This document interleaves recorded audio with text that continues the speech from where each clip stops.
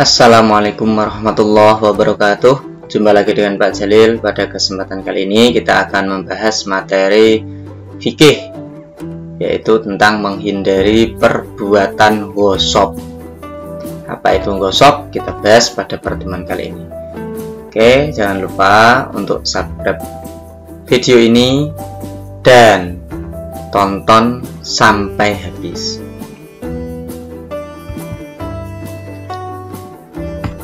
Peta konsep yang akan kita bahas tentang menghindari perbuatan gosok diantaranya adalah pengertian gosok, hukumnya apa, dasar hukumnya apa, tanggung jawab seorang penggosok itu bagaimana, terus ada hikmahnya. Oke, langsung saja kita bahas dari yang pertama adalah pengertian gosok. Dalam ilmu tasrif, kata gosok itu berasal dari kata gosoba yausibu gosban, artinya mengambil secara paksa dan dolim. Nah, jadi gosok itu adalah mengambil sesuatu secara paksa dengan terang-terangan, dengan bermaksud menguasai hak-hak orang lain dengan cara yang tidak benar atau aniaya, meskipun mempunyai niat akan mengembalikannya. Jadi gosok itu dalam istilah Jawanya itu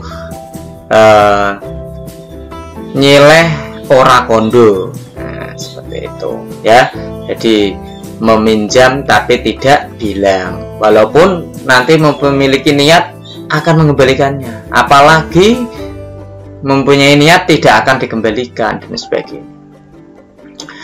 Dalam ilmu fikih atau fikih sunnah ini disebutkan bahwa gosok adalah akhdu sahsin haqqa ghairihi wal istila'u alaihi udwana wa kohron anhu.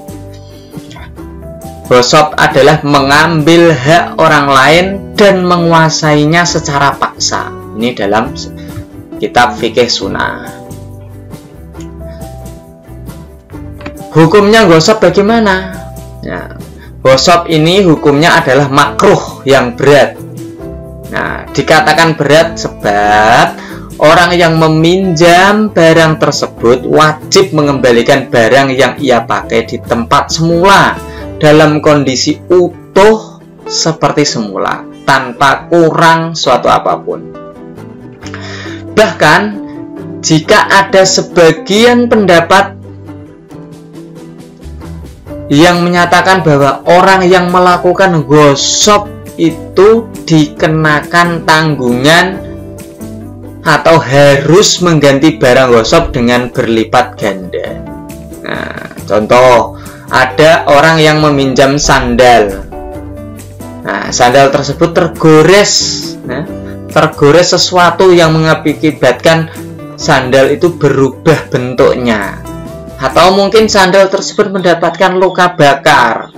Maka orang yang meminjamnya tanpa izin tersebut harus memperbaikinya hingga utuh kembali seperti semula, atau menggantinya dengan sesuatu yang sama dalam keadaan yang utuh. Itu di orang yang gosok itu wajib untuk mengembalikannya. Nah, dasar hukum gosok ini ada beberapa pendapat yang menyebutkan bahwa perbuatan gosok merupakan salah dan salah satu perbuatan dosa dan haram. Namun perbuatan gosok ini tidak sampai membatalkan sholat. Nah, dasar hukum gosok yang utama ini ada di dalam surat An-Nisa ayat 29 dan hadis dari Sa'id bin Zaid yang diriwayatkan oleh Imam Bukhari dan Muslim.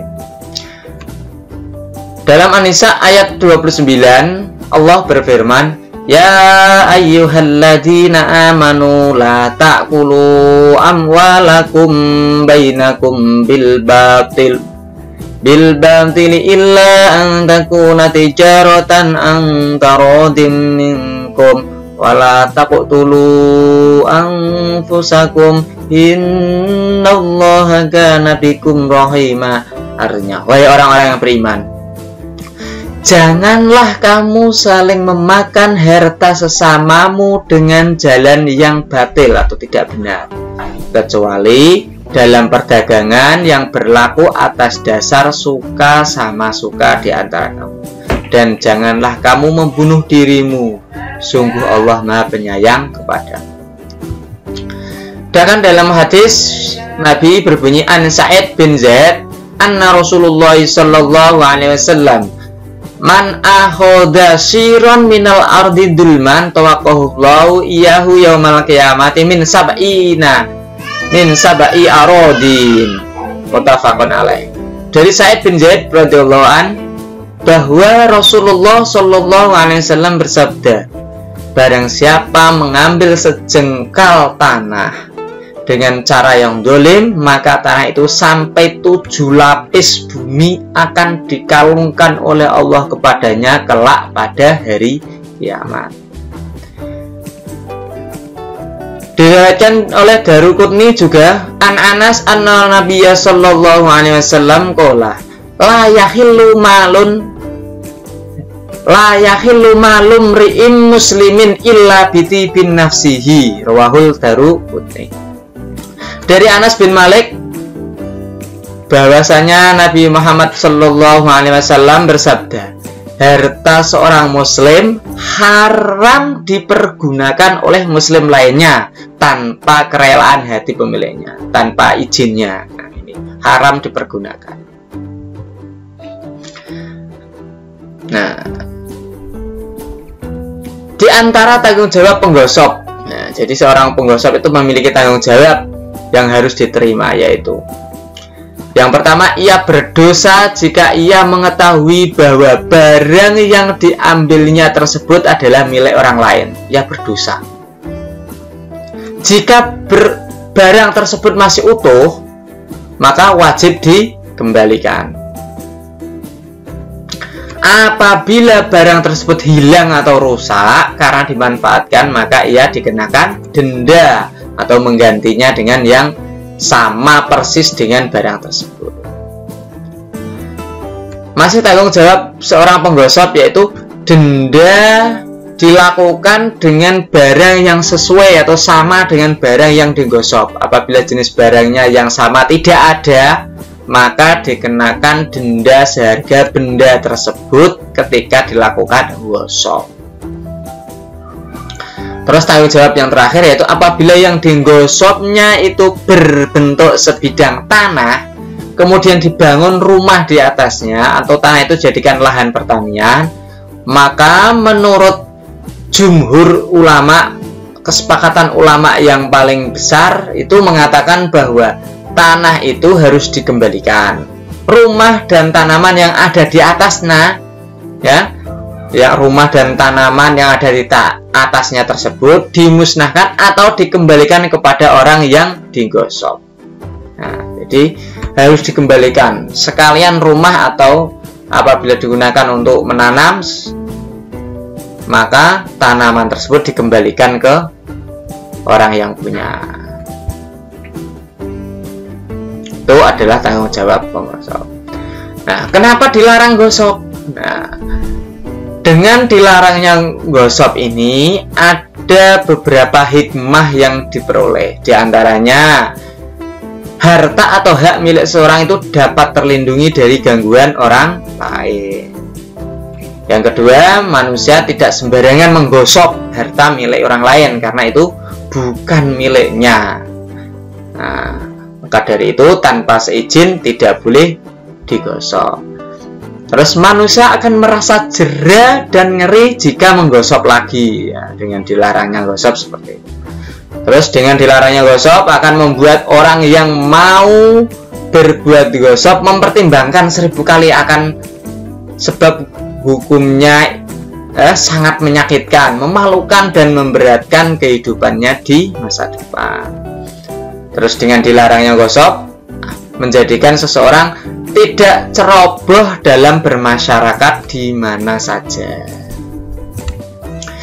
Masih hikmah dilarangnya gosok, yaitu akan tercipta kehidupan yang kondusif aman, tentram, dan bahagia di rumah, sekolah, maupun di sekolah, di masyarakat. Jadi dengan dilarangnya bergosok, maka kehidupan menjadi kondusif, aman, tentram, ya, dan bahagia. Terus juga akan terciptanya lingkungan yang aman dan damai. Juga akan tercipta atau mengurangi, bahkan menghapus, ya, dihapus beban siksaan di akhirat bagi pelaku gosok. Nah, selanjutnya hikmah dilarangnya gosok karena akan menimbulkan kesadaran kepada setiap orang agar menghargai dan menghormati jerih payah orang lain. Jadi dengan dilarangnya gosok ini juga akan menumbuhkan sifat tenggang rasa yang sangat besar, adanya sifat kedisiplinan, sifat kejujuran yang terbentuk oleh masyarakat tersebut untuk tidak selalu ketergantungan pada teman. Jadi dengan dilarangnya gosok ini banyak sekali hikmah atau manfaat yang bisa kita ambil pelajaran dari dilarangnya gosok tersebut. Ya, demikian ya penjelasan tentang gosok, hukum dan dalilnya, serta tanggung jawab seorang penggosok. Nah, sampai pada hikmah atau manfaat. Silahkan untuk tugas ini dikerjakan dan dikumpulkan di classroom. Oke, demikian ya pertemuan pada kesempatan kali ini ya. Silahkan cari referensi yang lain, banyaklah membaca buku untuk menambah wawasan kita tentang pengetahuan terutama dalam bidang fikih.